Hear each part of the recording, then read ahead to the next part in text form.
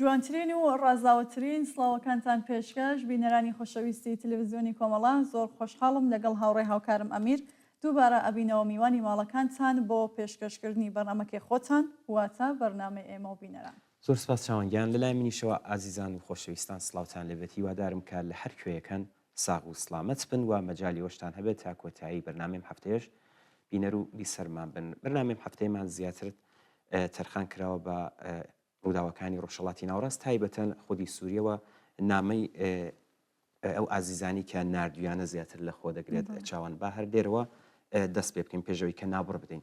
لە کاتێکدا ئێمە بەرنامەی بەڕێوە دەبین کە ڕۆژهەڵاتی ناوەڕاست لەگەڵ گەلێک ڕووداوی گرنگ ڕوبەڕووبەتەوە بێگومان تەسیر و کاریگەری لەسەر ئێمە لە کوردستان و ئێران زۆر بەرچاو هەر بۆیە وەک لە پێشەکیدا باسم کرد بەرنامەی هەفتەیەمان زۆرتر تەرخان کردووە بەم ڕووداوانە وەک گواستنەوەی ڕاو بۆچوونی جیاواز لەسەر ئەم پێشهاتانە و لە سەروی هەمویان کۆتایی دەسەڵاتی پتر لە 50 ساڵ بنەماڵەی ئەسەد لە سووریا.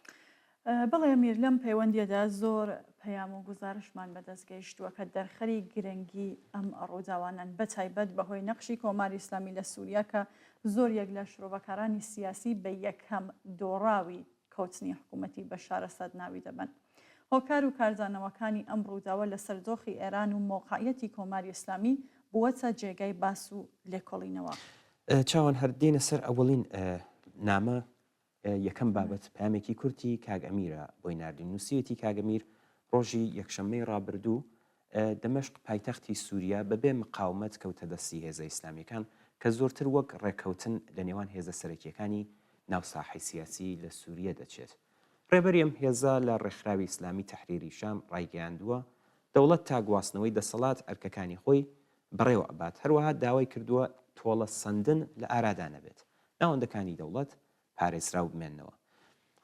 هێشتا بە تەواوی ڕوون نییە کە چ داهاتوویەک چاڕوانی ئەم وڵاتە دەکات. ئایا بە ساڵها شەڕ و خوێنڕشتن و کاولکاری و ئاوارەگی خەڵکی سووریا کۆتایی دێت کە زۆر زەحمەتە یان دەورەیەکی تر لە شەڕ و نائەمنی دەست پێ دەکاوە ئەم وڵاتە جارێکی تر نوقمی کێشە ناوخۆیی و دەرەکیەکان دەبێ.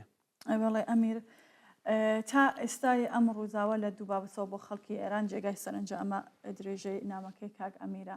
یەکەم هەروەک باسکرا کۆماری ئیسلامی دۆڕاوی سەرەکی ئەم ڕووداوە یان ڕێکەوتنەیە. هەڵبەت نەتەنیا لە سووریە بەڵکو لە ماوەدا لە فەلەستین و لوبنانیش سیاسەتەکانی کۆماری ئیسلامی کە لە ژێرناوی بەرەی مقاومەت بەڕێوە دەچوو تووشی شکستی سەختاتوە.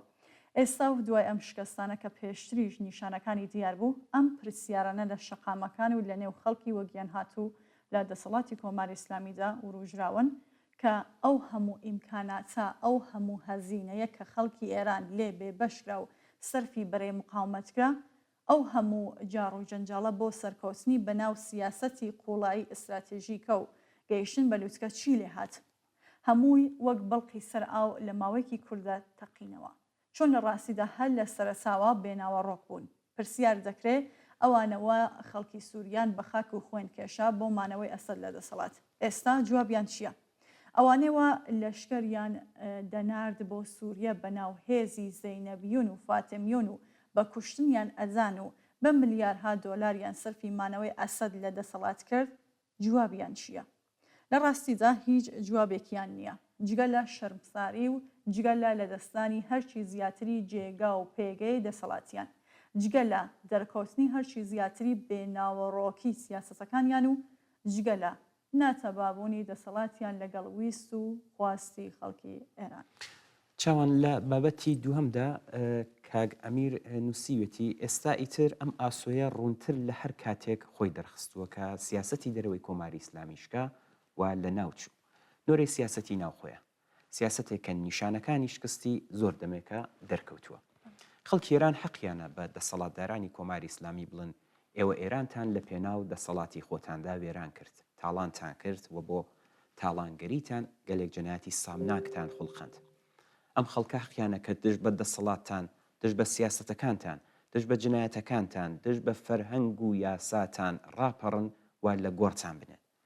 خەڵکی وەگیان هاتوو حەقیانە دەسەڵاتی خۆیان لەسەر وێرانکاریەکانی ئێوە بنیات بنێن دەسەڵاتێک کە ڕێگا بە تاڵانگەری نەدات ڕێگا بە جنایەت نەدات ڕێگا بە درۆ و فریو نەدات دەسەڵاتێک کە پاراستنی ژیان و حرمەت و کەرامەتی ئینسانی بنەمای دەسەڵاتی بێت دەسەڵاتێک کە دژی نابەرابەری بێ کەس بە خاتری باوەڕی قەڵەم و زمانی ئەسیر نەکرێ دەسەڵاتێک کە ئینسان مێحوەر بێ بێگومان دوای شکستەکانی کۆماری ئیسلامی لە دەرەوە ڕێگا بۆ بەدی هاتنی ئەم تاوانانە لە ناوخۆ پتر فراهم دەبێت زۆر سپاسی ببورن ڕێگا بۆ وەدیهاتنی ئەم ئاواتانە لە ناوخۆ پتر فراهم دەبێت زۆر زۆر سپاسی کاگەمیر دەکەین بۆ نووسراوەی کە بۆی ناردین چین ناوبڕێک ببینین چاوان دواتر دێنەوە بابەتەکانی کەش دەخوێنینەوە فەرموو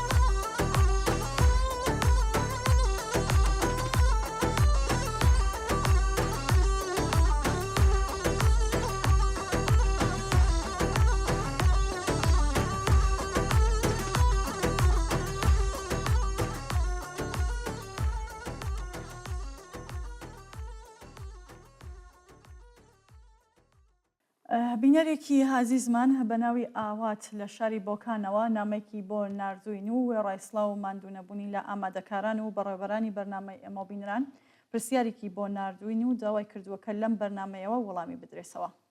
کاگاوات ئەڵێت هەروەک ئێوەش ئاگادارن ڕژیمی ئەساد زۆر ساناتر لەوەی کە بیری لێ دەکراوە ڕووخە.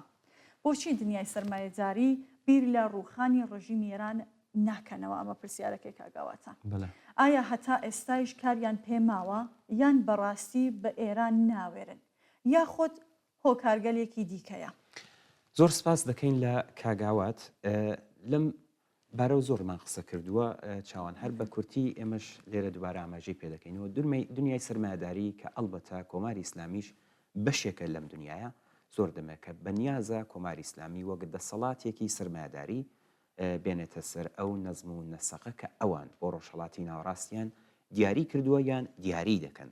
بەڵام کۆماری ئیسلامی نە لەبەر ئەوەی نەزم و نەسەقەکەی پێ باش نەبێ بەس زیادەخوازی دەکرد و بۆ ئەوەی زیادەخوازیەکانی لە ناوچەکە بسەلمێنێ لە ماوەی چەند ساڵی ڕابردوودا هەوڵیدا لە قوپویەکانی لە ناوچەکە بڵاو کاتەوە هەوڵیدا هەڕەشە بێت لەسەر بەرژەوەندیەکانیان هەوڵیدا لەگەڵ ڕکابەرەکانی دنیای سەرمایهداری ئەمریکا و ڕۆژاوە وەکو چین و رووسیا نزیکی بکات لە شەڕی ئۆکراین ناڕاستەوخۆ بەشداری کرد یان بە هەڕەشەی دروستکردنی چەکی ئەتۆمی زیادی خوازیەکانی خۆی مسەوەگەر بکات بەڵام سەرمایهداری ئەمریکا و ڕۆژاوە حازر نەبوون ئەم زیادە خوازیە بسەلمێنن چون لەگەڵ سیاسەتە گشتیەکانیاندا نەدەهاتەوە جگەلەوە لە بەرژەوەندی هێزەکانی تری ناوچەکە وەکو ئیسرائیل و تورکیا و وڵاتانی عەرەبی ناتەباب وە قبول نەدەکرا بەڵام لەلایەکی ترەوە ئێستاشی لەگەڵ بێ خوازیاری ڕوخانی کۆماری ئیسلامیش نەبوون و نین ئەوان کۆماری ئیسلامیان زەعیف دەوێت کە مزاحم نەبێ و گوێڕایاڵی بەرژەوەندیەکانی ئەوان بێ و دەست لە زیادەخوازی هەڵگرێ بەڵێ دەست خۆش ئەمیر با من ئێدامەی بەم لە هەمان کادا حەزیان بەوە نەدەکرد و نایکەن کە کۆماری ئیسلامی بڕۆخێنن چۆن لەلایەکەوە بوونی کۆماری ئیسلامی وەک هەڕاشە لەسەر وڵاتانی عەرەبی بە قازان جەزان تا بتوانن سەرمایەکانیان بەردەوام بێ لەلایەکی ترەوە بەڵام زۆر لەوە گرنگتر ئالترناتیڤی مناسبی جێگرەوەی کۆماری ئیسلامیان لە بەردەست نەبوونیە جاروبار ئۆپۆزیسیۆنی دەرەوە وەک کوڕیشان نیشان ئەدەنکە زۆرتر بۆ زەختهێنانە لەوە نیگەران بوون و هەن کە ئەگەر کۆماری ئیسلامی بڕوخێ لەوانەیە هێزە چەپ و ڕادیکاڵ و هێزی پێشڕەوی کۆمەڵگایران کە لەم چەند ساڵەدا خۆی نیشانداوە و شۆڕشێکی وەک شۆڕشی ژینای هێناوەتە ساحای سیاسی هێز بگرێ و تەواو نەزم و نەسقەکەیان لە ناوچەکە تووشی گرفتی جدی بکات هەر بۆیە جارێ حەز بە ڕوخانی کۆماری ئیسلامی ناکەن لە پێشدا چەند ساڵێک هەوڵیاندا لە ڕێگای گوشاری دیپلۆماسی و تەحریمەکان کۆماری ئیسلامی ملکەچی سیاسەتەکانیان بکەن بەڵام ئەم سیاسەتە جگەل لەوەیکە درێژماوە دەبوو لەسەر سیاسەتەکانی کۆماری ئیسلامیش بە تایبەت لە دەرەوە و لە ناوچەکە کاریگەری کەم بوو دیتمان کۆماری ئیسلامی خۆی بڵاوی کردبووەوە و ئیسرائیلی بە تەواوەتی گەمارۆدا بوو لە چەند وڵات لەوانەیە لە لۆبنان و سووریا و عێراق و یەمەن خۆی بەهێز کردبوو ئەم دۆخە نەتەنیا بۆ ڕۆژاوە بەڵکو بۆ هێزەکانی تری ناوچەکە وەکو تورکیا وڵاتانی عەرەبی کە خۆیان لە مەترسیدا دەدید جێگای نیگەرانی بوو دەست خۆچاوان بڵێ سەرنجام حوتی ئۆکتۆبر و هێرشی حەماس بۆ سەر ئیسرائیل دەرفەتی بۆ ئەمریکا و ڕۆژاوا و هێزەکانی تر فراهەم کرد کە ئەم جارە کەز و لاوازکردنی کۆماری ئیسلامی لە مەیدانی عەمەلدا بە ئەنجام بگەێنن ئیسرائیل کە باڵی بەهێزی ڕۆژاوا بوو بەکارگیراوە یارمەتی درا تا لە مەیدانی عەمەلدا کۆماری ئیسلامی بکشێنێتەوە پاش پتر لە ساڵێک لەو کاتەوە توانیان ئەلبەت بە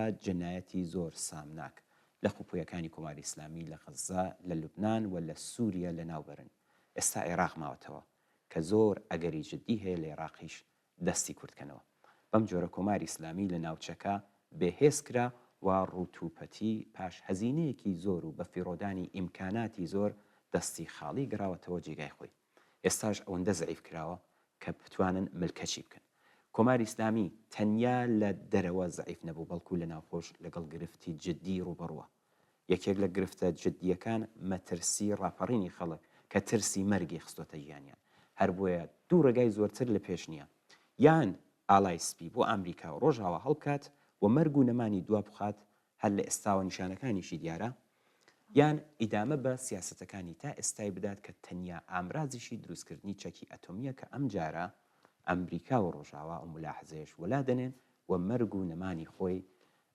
پێش دەخات هیوادارم کە کاگاوات وەڵامی پرسیارەکەی وەرگرتێتەوە ئەمیر ئەچینە سەر نامەیەکی ترمان کە کاکشوان نامەیەکی کوردان و سویەتی هاوڕێیانی بەرنامەی ئێمە بینەران ماندوو نەبن لەسەر ئەم ڕووداوانەی دوایی لە ناوچەکە زۆر قسەکراوە من دوو بابەتم لا گرنگ بوو کە پێم باش بوو لە ڕێگای ئەم بەرنمەیەوە باسییان بکەم یەکەم سرە ڕای هەموو ئەو قسە ئەرێنیانە کە لە مێدیاکانەوە لەسەر جاهاتووی سووریا دەکرێت کە بە نەزەر دەگات بەشێکە لە نەخشە و پلان بۆ بە ئەنجام گەیاندنی پرۆژەیە کە ناویان لێناوە ڕۆژهەڵاتی نوێ میدیای جیهانی بە ئەنقەس خەریکە بیرۆڕای گشتی چەواشە دەکەن تا ئەوەی وا لە دانوستانەکاندا بەڕێوەیان برد بشارنەوە و ڕەواڵەتێکی تری پێ بدەن لە خۆڕانیە باسی دوورکەوتنی گروپی تەحریری شام لە توندوتیژی دەکەن یان ئێستا باسیەوە هاتووەتە گۆڕێکە تەحریری شام ئیتر وە گروپی تروریستی ناناسرێ یان لە خۆڕانیە بەپەلە سەرۆکی تەحریری شام دەهێنە BBC و توێژی لەگەڵ دەکەن هەموو ئەمانە ئەو ڕاستیە جارێکی تر دەسەلمێنێکە ڕۆژاوە و ئەمریکا و هەموو هێزەکانی ناوچەکە بە ڕووسیا و تورکیاوە و چەنانەت ئێرانیشەوە کە دۆڕاوی ئەم مامەڵەکردنەیە نەک هەر کێشەیان لەگەڵ مرۆڤکوژی و تیرۆریستبوونی هیچ کەس و هێزێکتان نییە بۆ ئەوەی چارەنووسی خەڵک ڕادەستی بکەن بەڵکو بۆ ڕێخستنەوەیەکی کۆنەپەرستانەی دنیا و ناوچەکە لە پێناو بەرژەوەندیەکانی خۆیان پێویستیان بە هێزی کۆنەپەرستی ئیسلامی سیاسی هەیە پێویستیان بە هێزی کۆنەپەرستی وەکو داعش و تەحریری شام و قاعیدە و تالیبان هەیە پێویستیان بە ئێخوانیزم و وەهابیزم هەیە سەناریۆی هێنانە دەسەڵاتی ئێخوانیزم و وەهابیزمیکی دڵخوازی تورکیای ئەردۆغانی و بە مارکی غەربی و گوێ لە مشتی ڕۆژاوە و ئەمریکا هەرچەندە دەڕەندە و دەڕەق و مرۆڤکوژ و تیرۆریست بێت هەرچەندە دژی ژن و مەدەنیەت و لانیکەمی پێوەرەکانی مەدەنیەتی مرۆڤایەتی بێت ئەگەر لە ژێر ئابای دیمۆکراسیدا بێت و بەرژەوەندیەکانی ئەوان لە ژێر سایەی کوشتن و تیرۆر و ئەڵڵاه ئەکبەر و وتندا پیادە بکات دەکرێت لە قەتاری دیمۆکراسیدا بێت و هیچ کێشێکی نییە دەکرێت تالیبان بێت بازار و بازرگانانی تریاک و حەشیش و شەریعای شەلاق و بەردبارانکردنی ژن پیادە بکەیت و دۆست و پاسەوانی بەرژەوەندی ئەمریکا و ڕۆژاوای دیموکرات بیت هەر بۆیە هیچ گەرانتیەک نییە کە ئەم وڵاتە فەقیرکراوە لەگەڵ جیاوازیە نەسەوەئی و ئاینی و بە نزیکەی بە 6 ملیۆن ئاوارە و نەبوونی ئەزمموی پێکەوە ژیان و دیموکراسی و باڵادەستی گروپایینەکان بتوانێت پێ بنێتە قۆناغێکی ئارام و دوور لە شەڕ و نائەمنی کە خەڵکی ماندووی سووریا بتوانن بەحەسێنەوە کاک شوان لە بەشێکی تری نامەکەیدا هەروەها ئەڵێ لەم ڕۆژانەدا هەرچی دەبیستم بۆ ئاکامە هەرچی دەیبیستم بۆ ئاکامەم دەگەینەکە کۆماری ئیسلامی لەم ڕێکەوتنەدا تووشی شکستێکی قوڵ لە سیاسەتەکانی تا ئێستای هاتووە چۆن لە کاتی ڕێکەوتن لەسەر زەهاتووی سووریا لە هەموو یاریەکان بێهێزتر بوو بەڕاستی پێم وایە سەرانی کۆماری ئیسلامی چاوەڕوانی ئەوە شکستێکی سەختیان نەدەکرد و ئێستا هەر هەمویان شۆک بوون نازانن چی بکەن نازانن چی بڵێن و نازانن چی پاساو بکەن شکستێک کە تووشی هاتوون بە بڕوای من ڕێگا خۆش دەکات بۆ خەڵکو و بزوستنەوە کۆمەڵایەتیەکان کە بۆێرانەتر لە جاران پەرە بە بزوستنەوەکەیان بزەن و ئەم جارە ڕاستەوخۆ دەسەڵاتی کۆماری ئیسلامی لە ناوخۆ تووشی شکستێکی گەورەتر بکەنەوە بەڵێ سپاس لە کاکشوان دەکەین بەڕاستی سێ-چوار خاڵی زۆر گرنگ ئاماژە پێداوە بچینە سەر نامەی کاکفایقیش منیش نامەی کاکفایقم لە بەردەستە چاوان کاکفایق لە نامەکەیدا باسی گرنگی سووریا و بەشار ئەسەد لە سیاسەتەکانی کۆماری ئیسلامی دەکات و نووسیوێتی بەشار ئەسەد دوای 8 ساڵ شەڕی ناوخۆ لە سەفەرێکی زۆر نەهێنی و تەنانەت بێ ئاگاداری وەزارەتی دەرەوە لە تاران چاوی بە خامنەی کەوت ڕاگەیاندنەکانی کۆماری ئیسلامی ئەم چاوپێکەوتنیان وەکو کۆتایی هەڕەشە لەسەر دەسەڵاتی بەشار ئەسەد ناسان بۆ قاسم سلەیمانی فەرماندەی هێزی قودس ئەم دیدارەی وەک جەژنی سەرکەوتن لە نێوان خۆی و بەشار ئەسەد و خامنەی ناوبرد لەم دیدارەدا خامنەی بەشار ئەسەدی وەک قارەمانی دنیای عەرەب ناساند و پێیوت بەڕێستان بە خۆڕاگری نیشانتاندا کە قارەمانی دنیای عەرەبن و بەرەی مەقاومەت لە ڕێگای ئێوەوە بەهێزتر بووە جێگا و شوێنی تایبەتی بەدەستێنە بەڵێ جگە لەمە قسەکانی خامنەیی لە یەک مانگی ڕابردوودا پێیتا باسی لە بەهێزبوونی بەرەی مقاومەت و سەرکەوتنی حتمی ئەم بەرەیە و تێک شکاندنی دوژمنانی ئەم بەرەیە دەکرد بۆ نمونە لە ڕۆژی 5 سەرماوەرز خامنەیی لە کۆبوونەوەیەک لەگەڵ بەسیجیەکان وتی دوژمنانی گەمژەی بەرەی مقاومەت بەدەستی خۆیان ئەم بەرەیە بەهێز دەکەن هەروەها وتی ئەمڕۆ گەشە و سەرکەوتنی بەرەی مقاومەت بۆچە واقعیەتێکی حاشا هەڵنەگر بێگومان بەیانی ئەم بەرەیە بەهێزتر لە ئەمڕۆی خۆی دەبێ لەو دیدارەدا سووریە وەکو خێوەتی بەرەی مقاومەت ناوی دەبات یان لە 8 یابانی ئەم ساڵ بە ئاماژە بە کوشتنی کەسانی دیاری ناو حەماس و حەزبۆڵا باس لەوە دەکات کە بەرەی مقاومەت هیچ تەکانێکی نەخواردووە ئەم بەرەیە هەروە بەهێزە و ئێرادەی بۆ بەشکەسگەیاندنی دوژمنانی بەهێزتر بووەتەوە حەزبۆڵا هەر هەیە حەماس هەر هەیە لە سووریا هەر هەن و خەریکی شکاندنی دوژمنن ئەمە گەورەترین شکستی دوژمنانی ئەمەیە ڕاستی منەگە پێەکەنم داوای لەبردن دەکەم چون بەڕاستی ئەم قسانی خامنەی جگە لەکەنی هیچکەین چون هەمووی لە ڕووی داماویەوە بۆم قسانەی دۆنی علی خامنەی لە سێنزدەی مهری مانگی 1403 دوای کوشتنی حەسەن نەسڕڵڵا ڕێبەری حیزبوڵڵا لە نوێژی هەینی داوتی دوژمنی ئێران هەمان دوژمنی سووریە و یەمەن و لوبنانە دیسانەوە وعدەی سەرکەوتنی داوتی ئەوڕۆ بەرەی مقاومەت بەم قوربانی دانانە ناکشێتەوە بەهێزتر لە جاران بۆ سەرکەوتن هەنگاو دەنێ هەروە علی خامنەی لە ساڵانی ڕابردوودا ئەوانەی وا ڕەخنیان لە حزوری ئێران لە سووریە و سەرفی ئەو هەموو ئیمکاناتە لە سووریە دەگرت بە کەسانی بێبەسیرەت ناساند وەوتی کاتێک دەڵن سووریا بە ئێمە چی نازانن ئەگەر لە سووریە و لوبنان شەڕنەکەی ئەوە دەبێت لە ناوخۆی ئێران شەڕکەی ئەمڕۆ هێزی کۆماری ئیسلامی لەوەدایە کە لە سنوورەکانی دوژمن حزوری هەیە و لەوێ شەڕیان لەگەڵ دەکات ئەمە افتخارێکی گەورەیە بۆ ئیسلام و بۆ کۆماری ئیسلامی بەڵێ کاک فایق نووسیوێتی نامەوەی کاتیەوە بگرم ئەگرینا لە ماوەی ئەم چەند ساڵەدا زۆرن لەو نمونانە کە خامنەی و دەستگا تەبلیغاتیەکانی کۆماری ئیسلامی باس لە بەرەی مقاومەت و سەرکەوتنیان بەڕێ دەکەن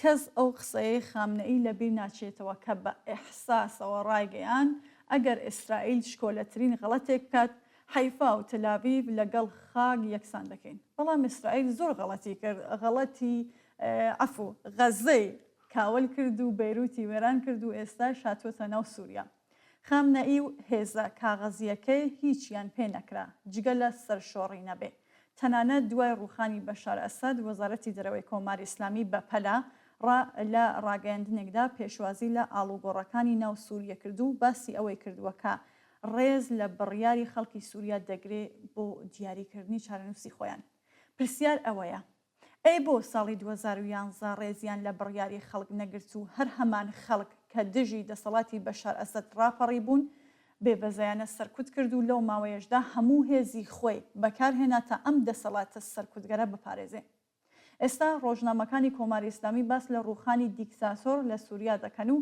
دەسەڵاتی ئەسەد بە دەسەڵاتێکی گەندەڵ ناو دەبن پرسیار ئەوەیە ئەی بۆ ئەو هەموو هەزینە و ئیمکاناتەتان سەرفی ڕاگررتنی دیکتاتۆر و دەسەڵاتێکی گەندەڵ کرد چۆن پێویستان بوو تا دەسەڵاتی دیکتاتۆر و گەندەڵی خۆتان بپارێزن بەڕاستی دنیایکی سێرە کۆماری ئیسلامی وا دەزانێت خەڵکی ئێران هەمووی ئەمانەیان لە بیر چوەتەوە نازانێت کە خەڵکی ئێران دەمێکە دژ بەم سیاسەتە دەنگیان بەرز کردووەتەوە ئێستاش دوای ئەم ڕووداوە دەنگیان بەرزتر دەبێ دژی سیاسەتە شەوتەکانی کۆماری ئیسلامی دەبێت چاوەڕێ بین بزانین خامنەی چی دەڵێ لەبارەی هەڵاتنی قارەمانی دنیای عەرەب بۆ رووسیا و چۆن ئەم ڕێکەوتنە شەرمەزاریەی خۆی پاسەڵ دەکات. بەڵێ سپاسی کاکفاق دەخین کاکفاقی بۆتە بینەری تایبەتمان و زۆر جار ئێمە لە نامەکانی کەڵ وەک دەگرین جارێکی تر سپاس دەکەین کاکفاق بچین ناوبڕێک بینین بە بینەرانی ئازیز دشمان ئەوەندەمان دوو نەبن ڤیدیۆیەک ببینین و دواتر دێنەوە سەر نامەکانی تر فەرموو با بچین.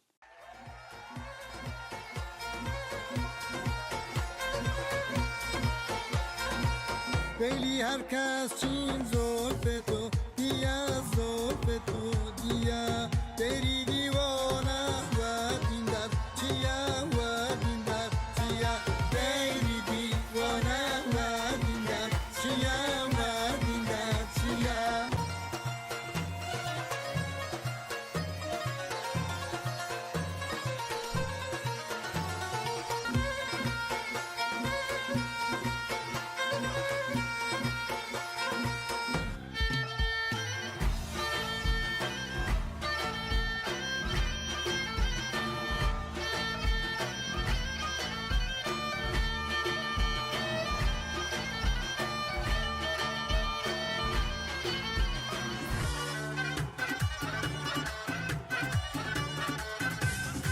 Şirin şirinim şirin şermama Satene önemen umret termama Şirin şirinim şirin şirinim Şirin şirinim şirin şirinim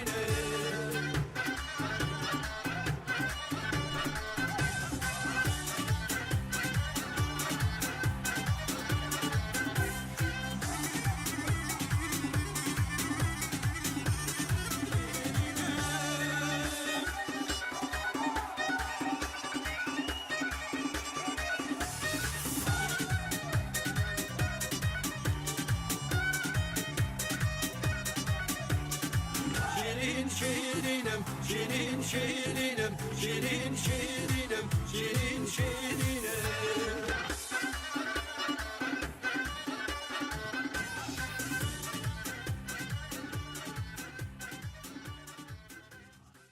چاوان دێنە سەر نامەی هاوڕێ نەعیم کە لە سنەوە بۆی نردوین. هاوڕێ نەعیم نووسیوێتی هاوکات لەگەڵ مێژووی سووریا مێژوی کۆماری ئیسلامیش لاپەڕەیەکی تری لێدرایەوە. لەم لاپەڕەدا کە لەوانەیە کۆتایی مێژووی دەسەڵاتی کۆماری ئیسلامیش بێ هیچ ئاسوەیەکی ڕوون لە پێشچاوی کۆماری ئیسلامی بەدی ناکرێت.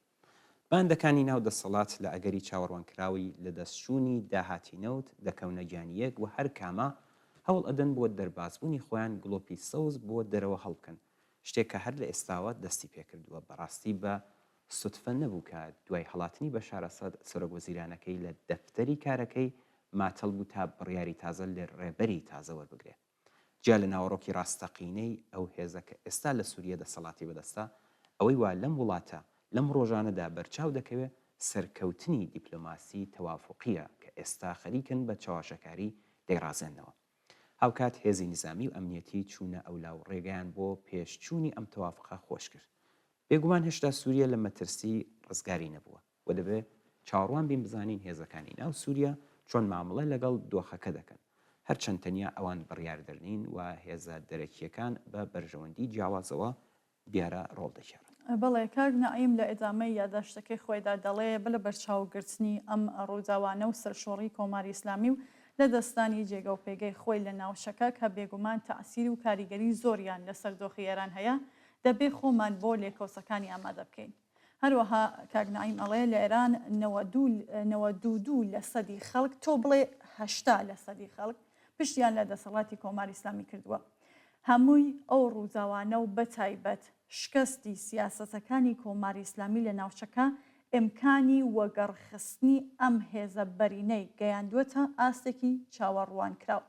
لێرەدا ئەگەر هێزی چەپ و پێشڕەوی ناو کۆمەلگا ئەوانەی وا بیر لە ئازادی و بەرابەری دەکەنەوە، ئەوانەوە بیر لە سەروەری دەسەڵاتی خەڵک دەکەنەوە و ئەوانەوە بیر لە پاراستنی حورمەت و کەرامەتی ئینسان و سەلماندنی مافە سەرەسایەکانی خەڵکی کرێکار و زەحمەتکێش دەکەنەوە، دەست بەکار نەبن و بەدانانی ڕێگا و شوێنی گونجاو سەرەکی ترین ویست و خواستی خەڵک لە پلاتفۆرمێکی دیاریکراودا نەکەن بە گوتاری هاوبەش بۆ تێپەڕبوون لەم بارودۆخە. تکراری ئەوەی وا لە سووریە یان شوێنەکانی تر لە ئارادایە دوور نییە کە لە ئێرانیش تکرار نەبێت. چاوان دێنە سەر نامەیەکی ترکە هاوڕێ شەریفە بۆی نردوین. هاوڕێ شەریفە نووسیوێتی بە بڕوای من خامنەی لە مامەلەی سووریەدا لە دوو ڕوانگەوە دۆڕاوە. لە ڕوانگەی کەسێکەوە کە ئیمپریاتوریەکەی پاڵی بە دیواری بەرەی مقاومەتدا بوو، ئەمڕۆ ئیتر ئەم دیوارە ڕووخاوە ناتوانێت خۆی حەشار بدات و بەڕوونی کەوتۆتە بەردەستی دژمنانی و ئیسرائیلیش هەر لێی نزیک دەبێتەوە. هەروەها لە ڕوانگەی کەسێک کە هەیمەنەی دەسەڵاتی وەک بڵقی سەرئاو تەقیەوە، کەسێک کە سەدان ملیار دلاری بۆ ئەم بەرەیە خەرج کرد و هەموو شانازەکەی ئەو بوو کە خۆی گەیاندوێتە سنوورەکانی ئیسرائیل و پایتەختی چوار وڵاتی لە ژێر دەستە ئێستا، ئەم کەسە ناتوانێت سەربازە بەجێماوەکانی لە سووریا لە سنووری عێراق تێپەڕێنێ. لە بەیروت و دەمشق و بەغدا ئیتر کەسێک گوێ بە بڕیارەکانی ئەم فەرماندە شکست خواردووە نادات.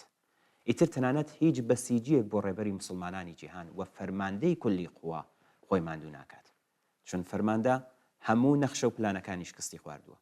دراستیدا خامنەیی هەر بە شێوەی ئاسایی تەمەنی بەسەر نەچووە، بەڵکو تەمەنی سیاسی و فەرماندەهی و ئەو نازناوانە کە بەخۆیەوە هەڵی واسی بوو کۆتاییان پێهاتووە. ئێستا وەکو مردوویەکی متحرکە کە لەسەر مەرگدا ڕێگای تری نییە جگە لە خواردنەوەی شەربەتی شەیدبوونی سیاسی.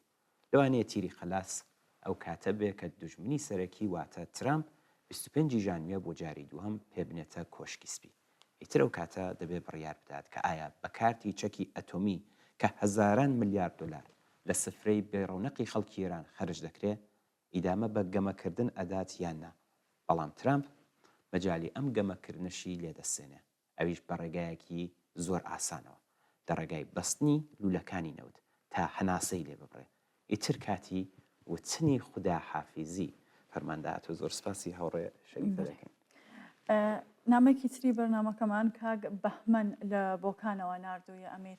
لە نامەکەیدا ئەڵێ هەڕەشەکانی جێگری فەرماندەی بەسیج لە بەسیجیەکان لە بەسیجیەکانی بۆ نردوین کە باس لەوە دەکات دەبێ سستی و ناومێدی دوورکەنەوە، چون بە وتەی ئەم فەرماندەیە خەتەری دوژمن لە هەموو کاتێک زۆرتر و نزیکترە.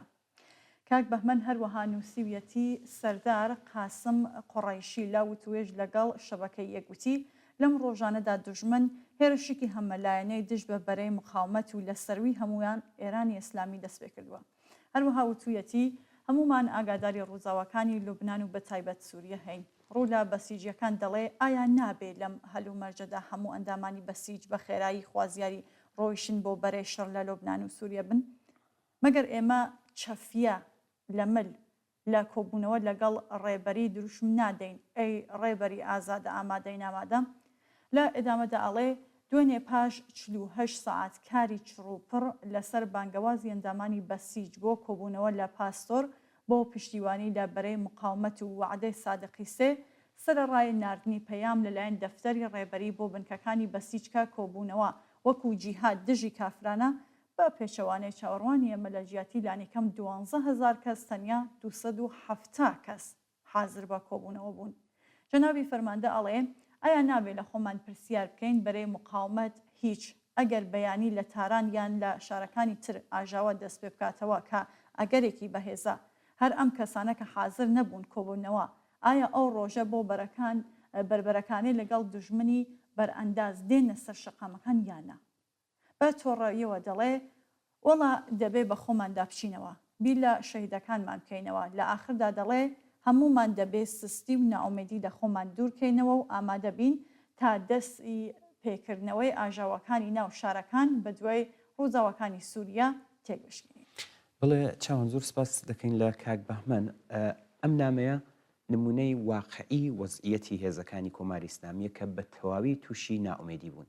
ئەوان ناومێد بوون چون کۆماری ئیسلامی و فەرماندەکەیان درۆی لەگەڵ کردوون و فریوی داون.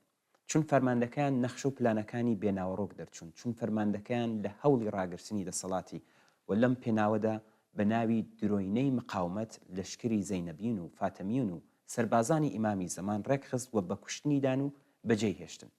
ئێستا لە ترسی ڕاپەڕینی خەڵک خەریکن دیسانەوە درۆیان لەگەڵ دەکەن و فریویان بدەن تا ئەم جارە لە جیاتی شەقامەکانی دەمەشق و بەیروت لە شەقامەکانی تاران و مەشهەد و شیراز و سنە خوشک و برایانی خۆیان سەرکوت بکەن. نا ئەو دەورەیە تەواو بوو. ئەگەر تا ئێستا هێزەکانی کۆماری ئیسلامی نایاندێش خەڵکی ڕاپەڕی و هەڵکوتنە سەر فەرماندە، ئێستاییتر فەرماندە بێکەس ماوەتەوە. فەرماندە ماوەی بەسەر چووە. ئەمە حکمی مێژووە و فەرماندەش دەبێ ملکەجی بێت. سپاس لە کاک بەهمەن. بەڵێ ئەمیر لە ئێجامەدا کاک ئارام لە یەکێک لە شارەکانی باشووری کوردستان لە نووسراوەیەکدا ئەڵێ ئەو گۆڕانە دراماتیکەی کە بەسەر سووریا هاتووە بێگومان کاریگەری لەسەر عێراقیش دەبێت، چون ئەم وڵاتەش بەداخەوە گیرۆزەی ڤایرۆسی کۆماری ئیسلامی بووە. سووریا هەتا دوێنێ یەکێک بوو لە یاریەکانی ناوچەکە کەچی ئێستا بەتایبەت دوای ئەوەی بۆ پاراستنی دەسەڵاتی سیاسی سەرکوتگەری کەوتووە ژێر کاریگەری کۆماری ئیسلامی بووەتە گۆڕەپان بۆ یاریەکانی تر لە ناوچەکە و دابەشبوونی بەسەر نفوزی وڵاتان و چەندان سیناروی جۆراوجۆرکە وڵاتانی تر سەرپەرشتی دەکەن.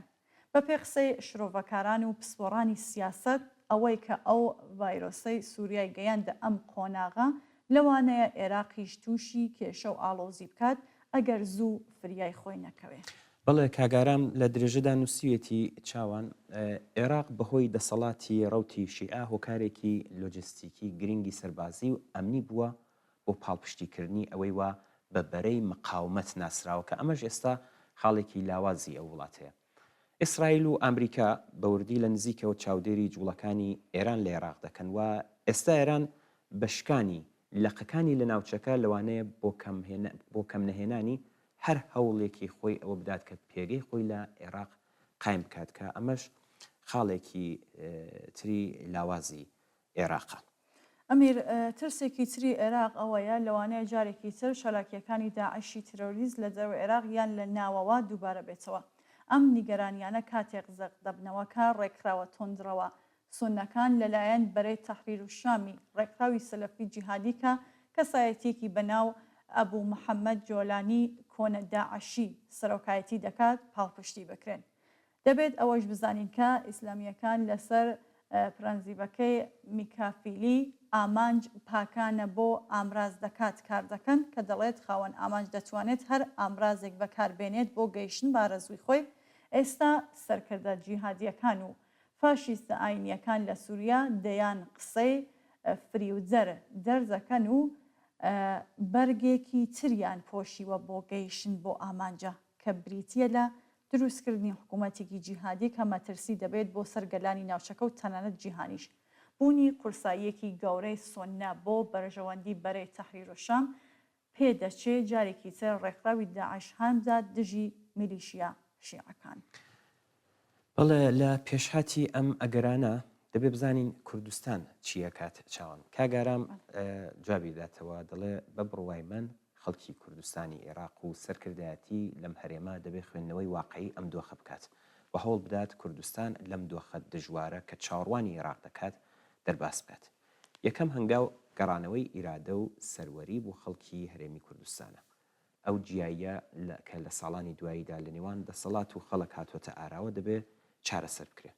ئەوەش تەنیا لە ڕێگای سەلماندنی مافەڕەوەکانی خەڵکی کوردستانە بۆ بەهرەمەندبوون لە ژیانێکی شایستە. ڕەچاوگرتنی بەرژەوەندە باڵەکانی خەڵکی کوردستانە و پەراوێزخستنی بەرژەوەندی حیزبیە. کۆتایی هێنان بە کێشە ناوخۆییەکان کە بەرژەوەندی بەرتەسکی حیزبایەتی خوڵقاندوێتی. دووهەم خاڵ بە وریاییەوە دوورکەوتنەوە لە ویروسی کۆماری ئیسلامیە. دانانی سنوورەکە بە دەستێوەردانەکانی لە هەرێمی کوردستان. ئەم دوو خاڵە پێکەوە گرێدراون و مەیدان بۆ دەخاڵەتەکان کەم دەکاتەوە ئیتر هەرێمی کوردستان نابێتە مەیدانی ململانەی دەوڵەتانی داگیر کرد. بەڵێ گەرام لە کۆتایی نامەکەیدا ئەڵێ ڤایرۆسی کۆماری ئیسلامی لە ناوچەکە تووشی شکانی قورس هاتووە. کۆماری ئیسلامی ئێستایی تر کۆماری ئیسلامی تەنانەت چەند مانگ پێش ئێستانیە.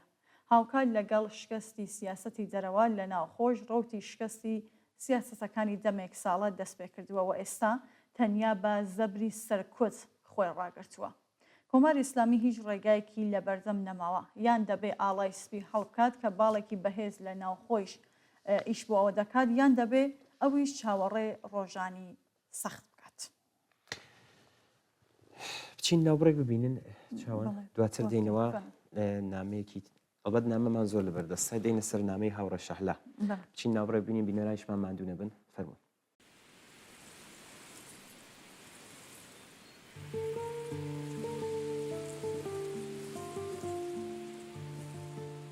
نشد برای عشقمون برای این دیوانه سفر کنیم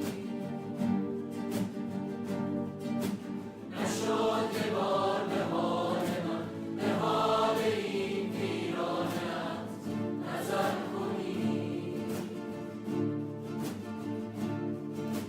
نشد بیایی عاقبت نشد برای خطر کنی نشد به وقت رفتنت مرا هم از نبودنت خبر کنی آرام آرام نشستی در دل من ای آشنا آرام آرام گذشتی از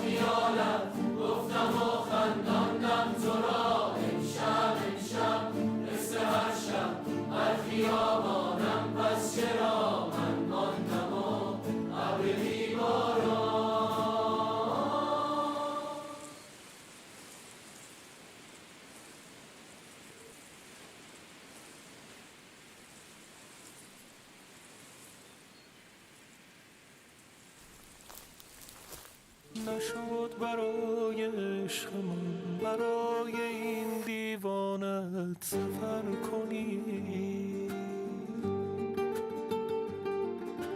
نشد یه بار به حال من به حال این ویرانت نظر کنی.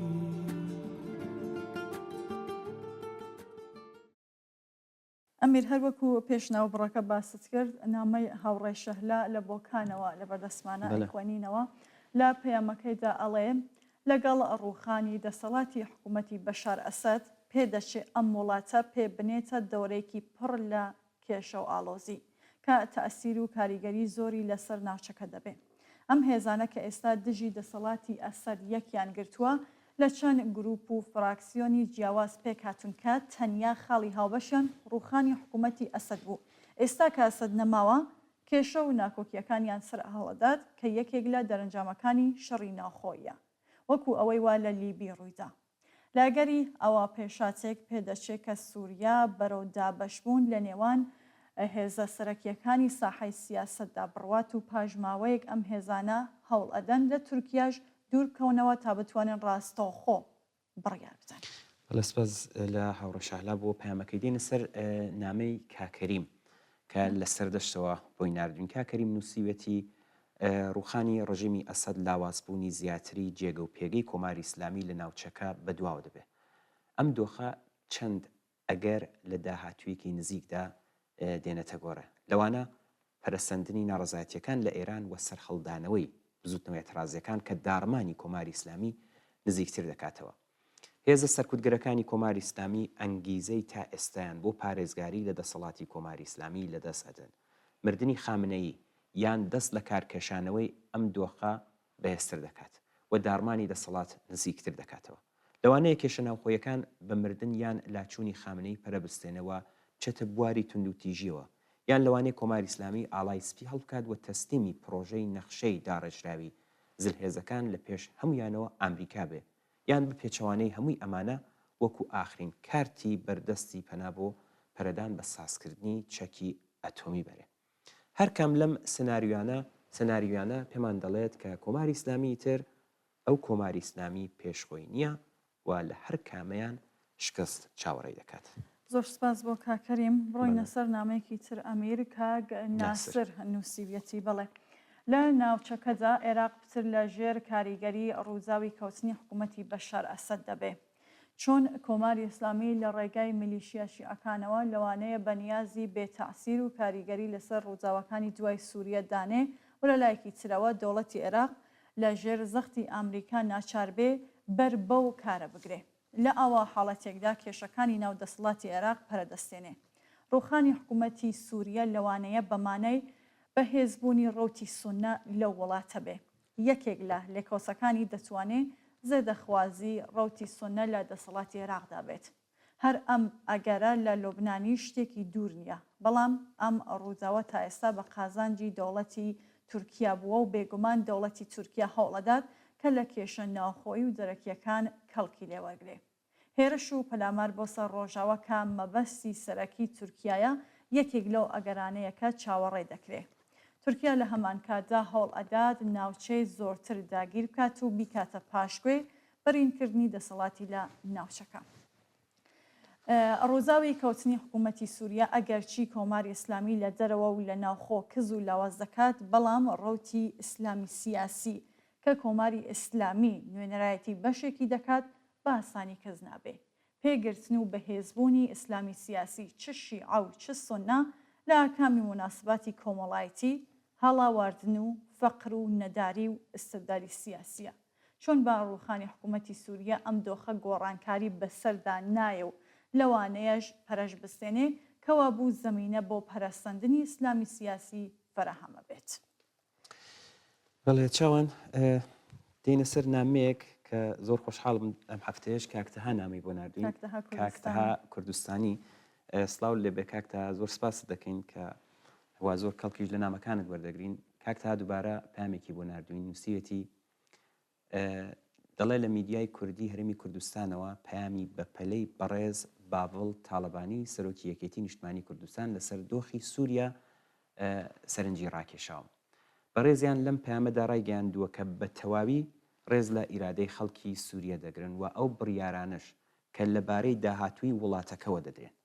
دەژڵێت ئەم دۆخە هەستیارە بە هەموو شێوەیە پشتیوانی لەم دۆخاستیارەدا بە هەموو شێوەیە پشتیوانی خۆیان بۆ خوشک و برایانمان لە ڕۆژاوای کوردستان دووپات دەکەینەوە. کاک تا دەڵە من دەستخۆشی لە بەڕێزیان ئەەکەم، بەڵام لە هەمان کاتدا چەند پرسیاریشم هەیە. پێشەکی دەبێت تۆزە باسی ئەو بکەم کە ئەم پرسیارانە بۆ گرنگن. کاک تا دەڵێ بەڕێزیان ئاگادارن کە دەمێک ساڵە زۆربەی خەڵکی ئێران دژ بە دەسەڵاتی کۆماری ئیسلامی هاتوونەتە دەنگ و خوازیاری ڕوخانی ئەم دەسەڵاتن. هەروەها حتمما بەڕێزیان ئاگادارن کە 45 ساڵە خەڵکی ڕۆژهەڵاتی کوردستان دژ بە داگیرکاری و سەرکوتی بێبەزەیانی کۆماری ئیسلامی بەرخۆدان دەکەن و دەزانن ئێستاشی لەگەڵ بێ ئەم بەرخۆدانە سرەڕای قوربانیدان و ئاوارەیی و دەربەدەری هەروە بەردەوامە.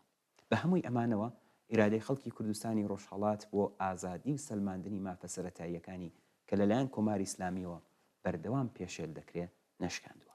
بەڵێ کاک تاها لە درێژەی پەیامەکەیدا دەڵێ شۆڕەشی ژینە کە چەخماخەکەی لە کوردستانی شۆڕژگێرەوە لێدرا و بە خێرایی هەموو ئێرانی گرچەوە و تەنانەت سنوورەکانی تێپەڕان جارێکی تر ئێرادەی خەڵک بۆ تێپەڕبوون لە کۆماری ئیسلامی هێنایە سەرشان و دروشمی ژن ژیانازادی بوو بە گوتاری سەرتاسەری و بنەماکانی دەسەڵاتی کۆماری ئیسلامی هێنایە لەرزین.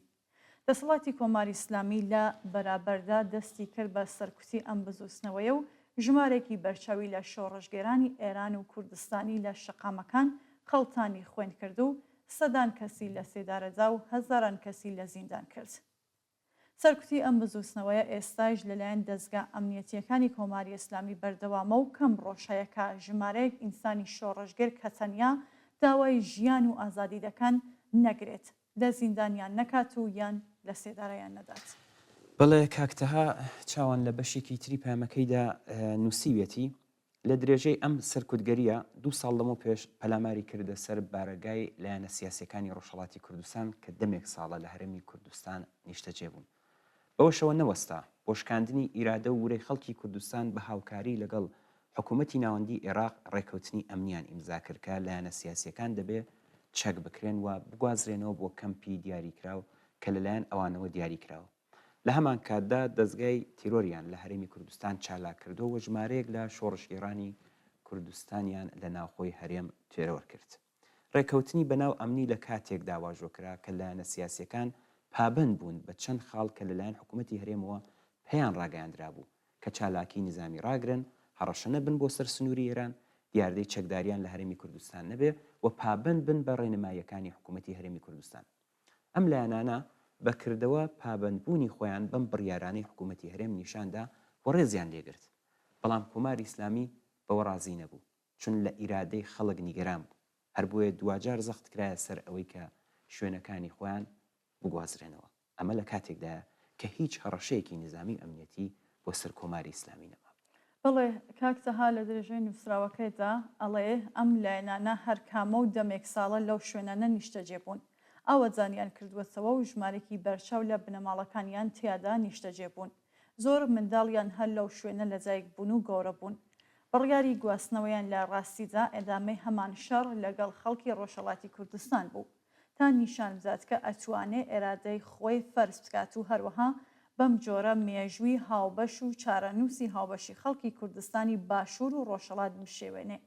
جگە لەمانە بەنیازە سومعای حکوومەتی هەرێم لە لای خەڵک لە هەردوو بەشی کوردستان دابەزێنێ. تا ئەو جێگا من ئاگادار بم لایەنە سیاسیەکان ڕازی بەم گواستنەوە زۆرە ملێ نەبوون، بەڵام لەبەر پاراستنی حورمەتی هەرێم قبوڵیان کرد کە جێگا بگۆڕن. بەڵام بەداخەوە شێوازی گواستنەوە لەلایەن دەستگای ئاسایشەوە دوور بوو لە ئەزمونەتاڵەکانی گواستنەوەی زۆرەم لێ تا ئێستامان شوێنێک کە بۆیان دیاریکرا و بەناچاری قبول کرا. شیاوی ئەم خەڵکە نییە کە بتوانن ژیانی تیادا بکەن.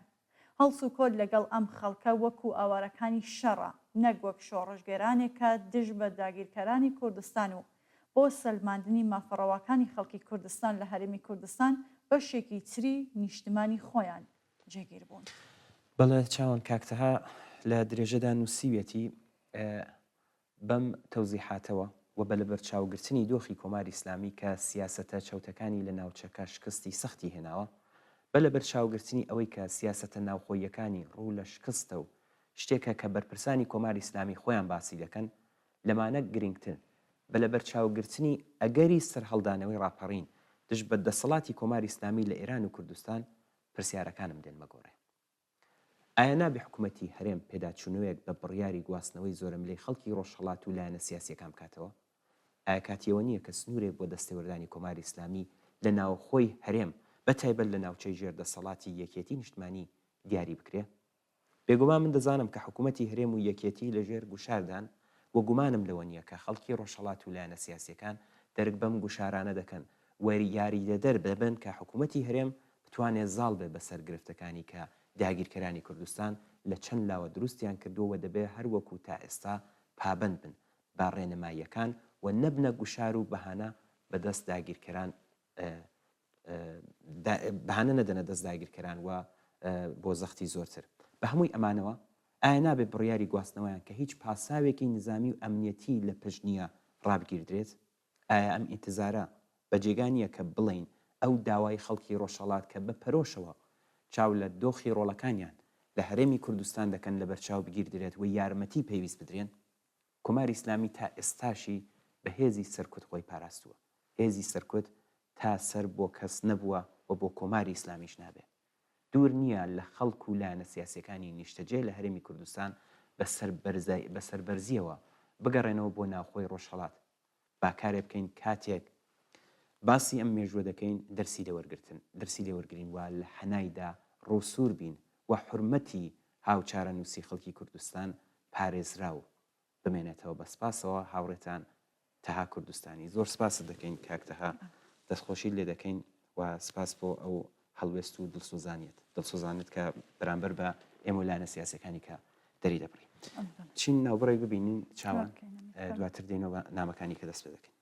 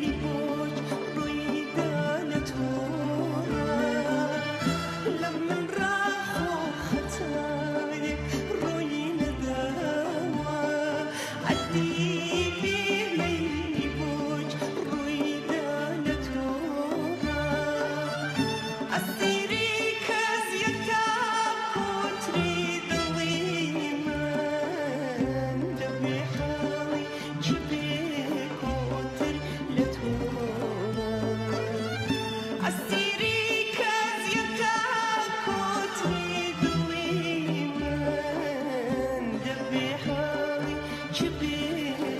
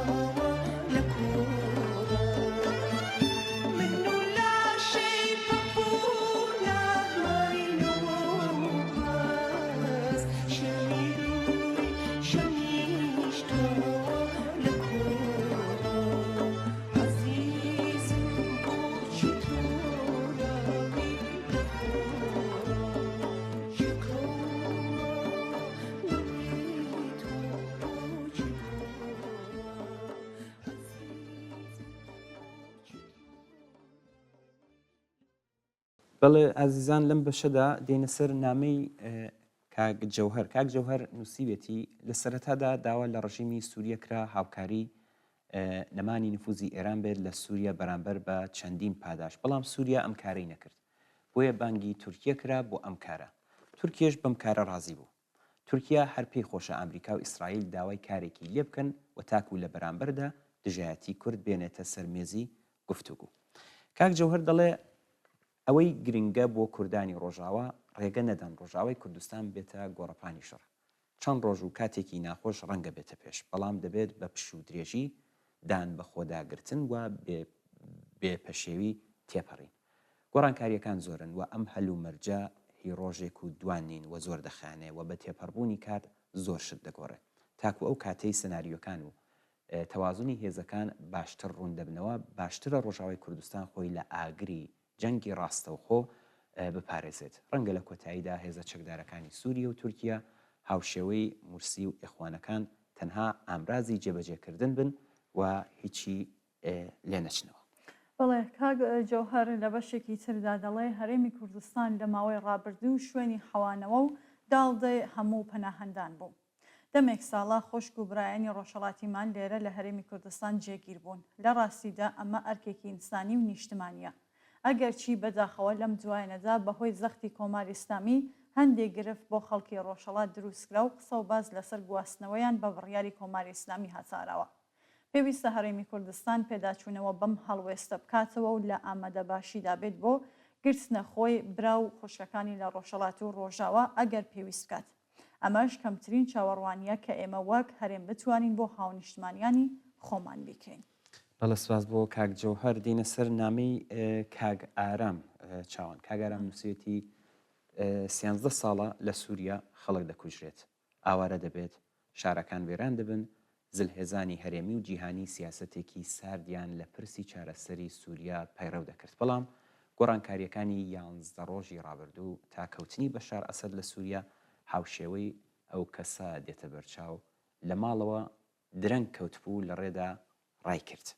ئێستا لە سووریا پلانی بریتانیا ئەمریکا ئیسرائیل بەڕێککەوتن لەگەڵ ڕووسیا جێبەجێ دەکرێت. لەم گۆڕانکاریانەدا ڕۆڵێکی بچووک دراوەتە تورکیا. ئامانجەکەش بە پلەی یەکەم دوورخستنەوەی دەستی ئێران و خستنی بەشار ئەسەد بوو لە دەسەڵات. ئەلبەت بۆ ئەردوغانیش ئەم قازانجەی بوو کە لەوانەیە ڕێگەیان پێدا بێ پەلامار بکاتە سەر خاکی کوردستان، چون بۆ ئەردوغان و دەوڵەتەکەی کورد لە هەر کوێ بێ خەتەرە و دەبێ پەلاماری سەر بکات. کوردستان وەکو پێکهاتەیەکی گرنگ و پڕچەک کە خاوەن ئیدارەیەکی بەڕێوەبردنی نمونەین و سەرجەم نەتەوە جیاجیەکانی باکوور و ڕۆژهەڵاتی سووریا هاوبەشن لە بەڕێوەبردنەکەیدا، ئەو هێزن کە شکستیان بە داعشێنە پەیوەندی باشیان لەگەڵ ئەمریکا هەیە، لە ئێستای سووریەشدا بەهێزترین هێزن، بەڵام مەترسیان لەسرە. مەزلوم عەبدی واتە مەزنوو کۆبانی ئاماژەی بەوەدا کە ئاگاداری ڕووداوەکانن و ڕێکەوتنیان لەگەڵ گروپی تەحریری شام هەیە کە شەڕی یەکتر نەکەن.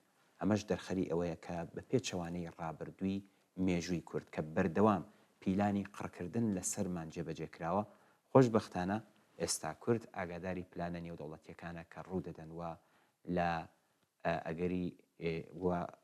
ئەگەر ژیرانە بچوڵێنەوە لە ئایندەی سووریەدا پێگەیان پارێزراوە.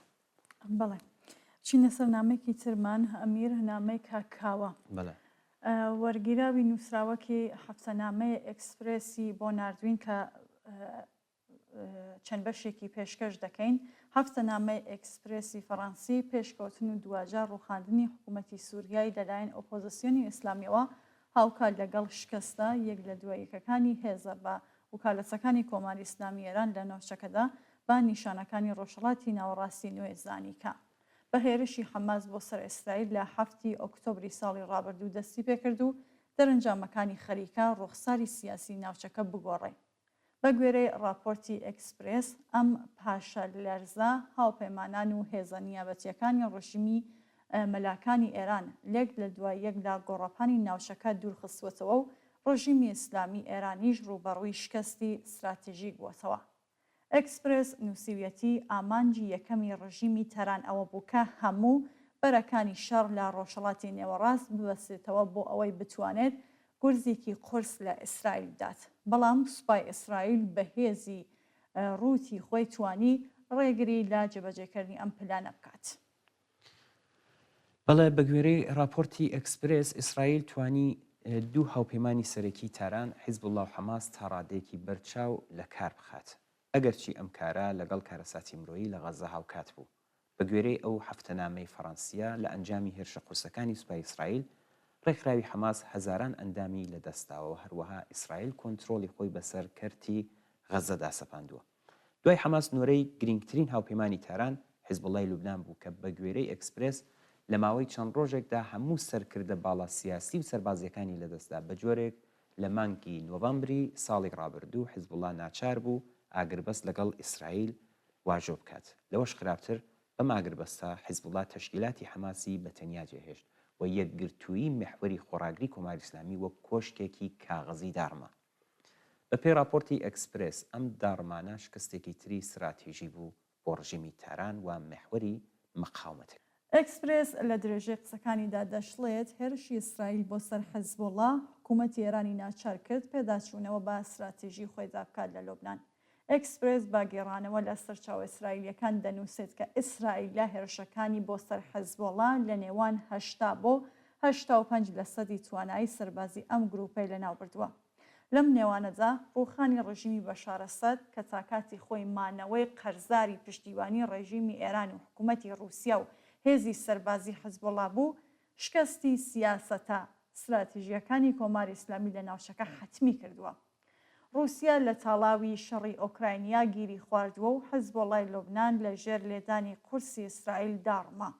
ئێستا ڕووخانی حکوومەتی بەشار ئەسەدکە ڕژیمی کۆماری ئیسلامی لە ماوەی 13 ساڵی ڕابردوودا ملیاردها دۆلاری لە ژێرخانی سەربازی سووریا بۆ زیندوو ڕاگررتنی ڕژیمی ئەسەد خەرج کردووە، بووەتە پرسیاری سەرەکی لە نێو شەقامی ئێرانیدا کە بۆ ئاکامەکەی بوو بەچی.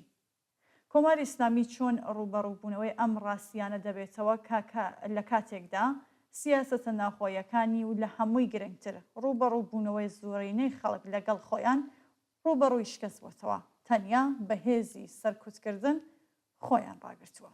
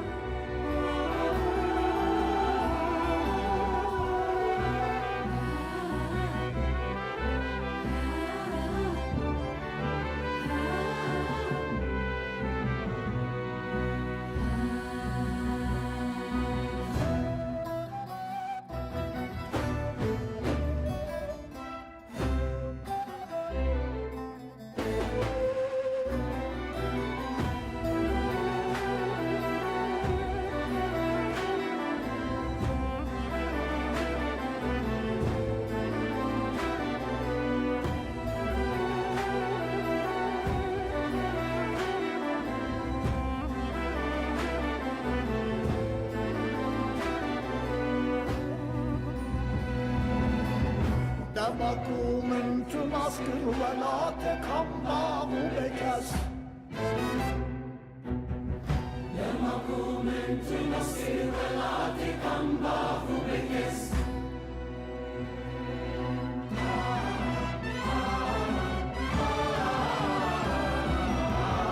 اشواق الخلاص كردرد وكسر من بس دنگت با حضرك ولا تبهنو نفس يلي من تهم نسر درد وكسر من بس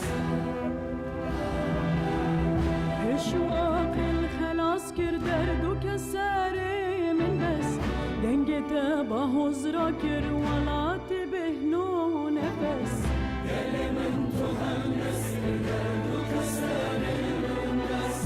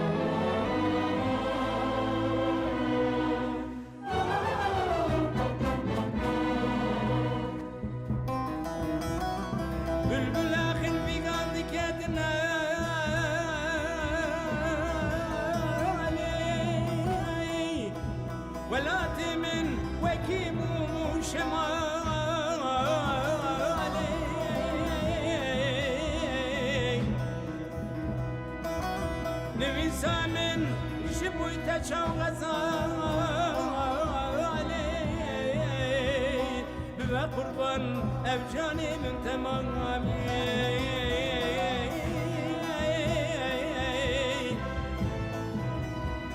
برف رف رف طيران بنازين هني خلين هني جوانا خازين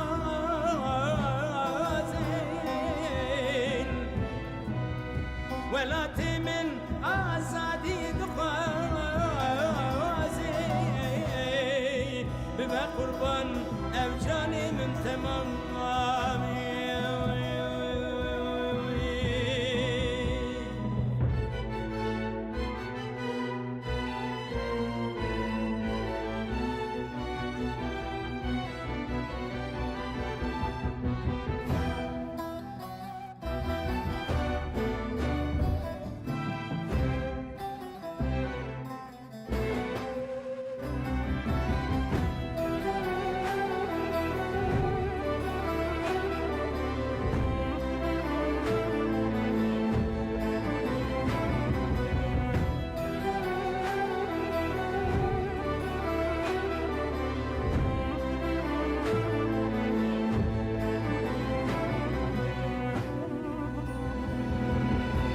شافوا سمت جرين الولاد أشكو هوس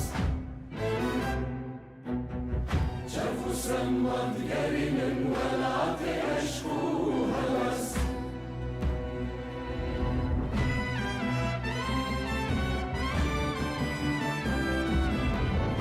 Yekitiyi pek bilinden nu keserim mes her çaraliyan Rabbin esse zindanu kafes Bebejinem azadım derdu keserim ündes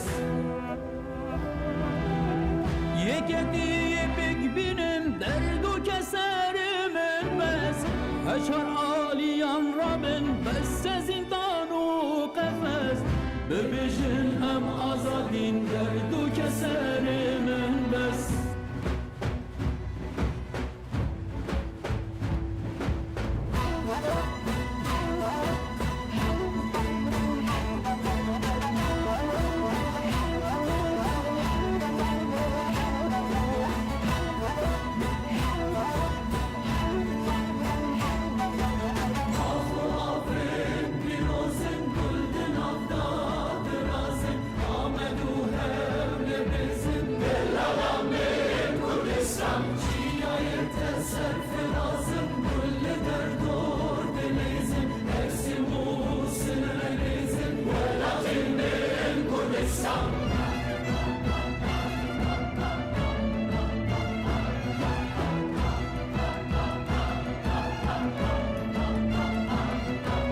Ahuvin pirozun güldün avdadır azın Ahmedu hevler nezin el alamen Kürdistan Ahuvin pirozun güldün avdadır azın Ahmedu hevler nezin el alamen Kürdistan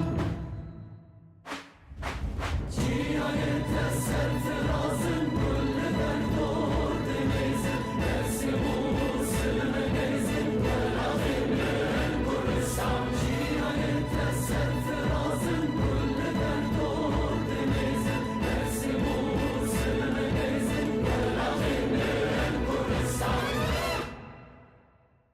ئەمیر بابچینە سەر نامەیەکی ترمان کاک فەریاد نووسیویەتی.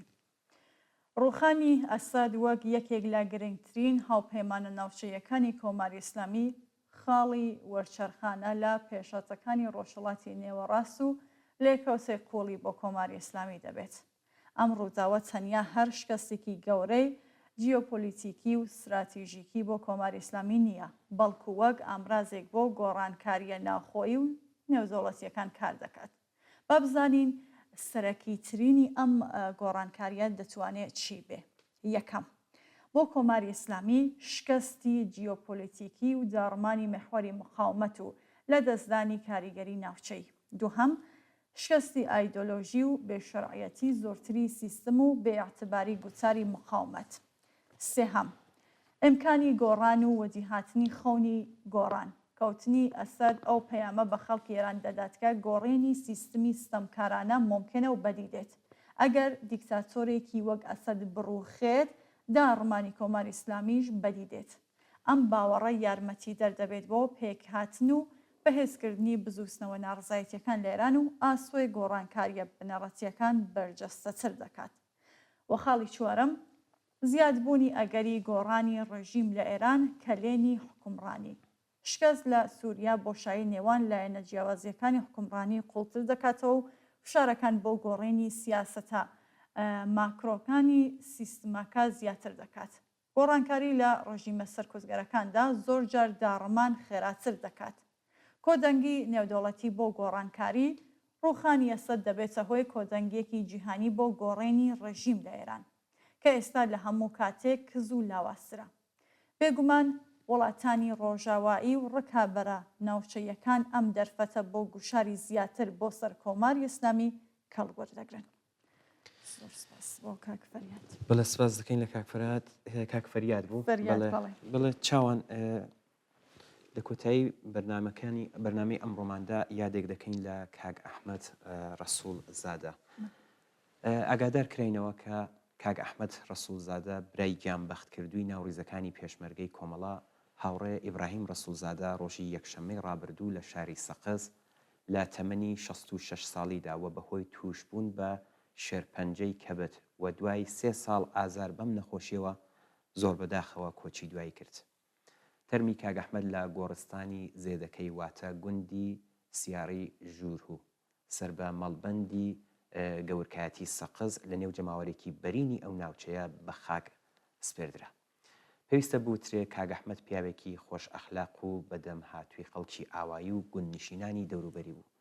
کاگ ئەحمەد برای هاوڕێی گیانبەخت کرد و کاگ ئیبراهیم بوو کە ساڵی 1362 هەتاوی لە نەبەردێکی قارەمانانە دژی هێزێکی زۆر و زەبەڵاحی کۆماری ئیسلامی و بەکرێگیراوەکانی لە ئاوایی میرەدێ وەستایەوە و لە شەڕ و تێکەڵچوونەکاندا کە زیاتر لە دەکاتژمێری خەیاند بەداخێکی زۆر گرانەوە لەگەڵ چەند هاوڕێی ترمان هاوڕێیان کاک فەرەیدون تاهری، کاک حەسەن ڕزایی، کاگ محەممەد فەردات و هەروەها کاگ عەتا فەرەجیان گیانی ئازیزیان لە پێنا و ئازادی و بەرابەریدا بەخت کرد. ئێمە لە ڕێگای ئەم بەرنامەوە پرسە و سەرخۆشی خۆمان بە بۆنەی کۆچی دوایی کاگ ئەحمەد پێشکەش بە بنەماڵە و خزم و دۆستانی کاگ ئەحمەد دەکەین وە لە غەمیاندا خۆمان بە بەشداریان دەزانین. یادی ئازیزی بەرز و پیرۆز بێت.